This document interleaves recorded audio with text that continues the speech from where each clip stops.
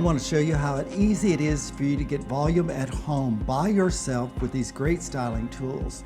We will create a full and volumized look. First, you start out with the leave-in detangling complex, using a flex bent brush to release knots gently rather than tearing through the tangle.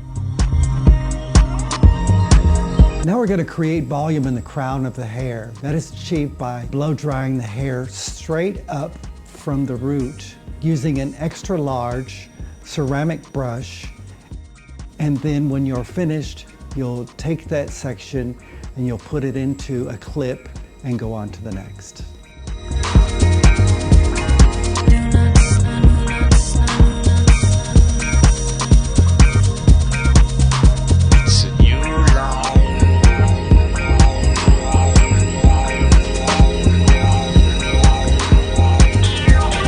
The purpose of using a long-barreled ceramic round brush is to be able to blow dry hair in large sections and create volume and curl at the same time.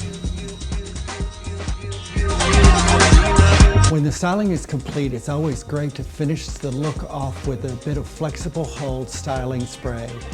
It allows you to control the curl and place the hair where you want it to be